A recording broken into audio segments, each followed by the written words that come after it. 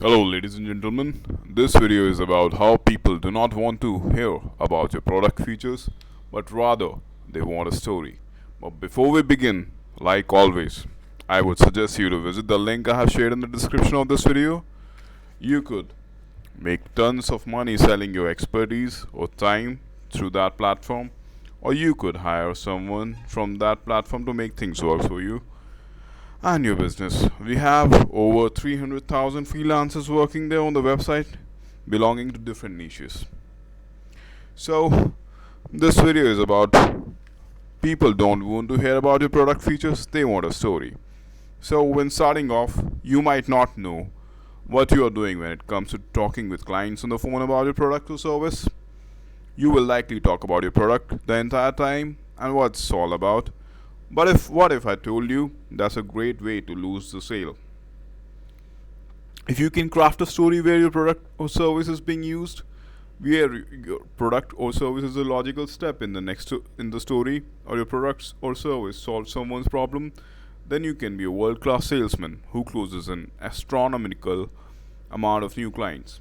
In this discussion, I'll be going over the main 3 points you need to think about when it comes to talking with clients on the phone and spinning a story instead of just talking about the products or services. Sell a story, not your actual product. People hear pitches all the time, so you need to be different and just tell them a story about the product or service. One of the best ways to do this is to get the potential client thinking of themselves in the story without you having to say it. You can figure out why they need your product or service without actually asking them. Then talk about how a previous client was in a similar situation and how your product or service helped them out. Now you can't say I had a client in your position not that long ago and here's why they loved our product. Instead, you need to piece together the potential client's problem without asking them what it is. Then compile a fictional story where your previous client used your service or product while they were having a problem and it fixed everything.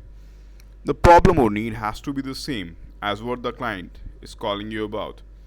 And if you can do that, you will have a sale right away. Engage with them, but don't drag on. When you're talking with someone, you will need to limit the time you're on the phone for less than an hour. This is because more than an hour is tire kicker time, and people will just ask you everything on their mind without actually signing up. And that's an hour wasted of your own time that could have been better spent closing. To reduce this time, you need to tell them you have around 50 minutes to talk because you have a meeting with someone at a different company to see if you can partner up, which will be a lie, but they will never know. Usually, a call won't last longer than 30 minutes, and most of the time is just to touch base and figure out why you are the person or company for this potentially new client. Most of the time, they won't call to figure out what you can do for them because that will all be on your website of publicly available online somewhere. Don't talk about pricing for more than 5 to 7 minutes. This is because you can't craft a story if you're always talking about pricing.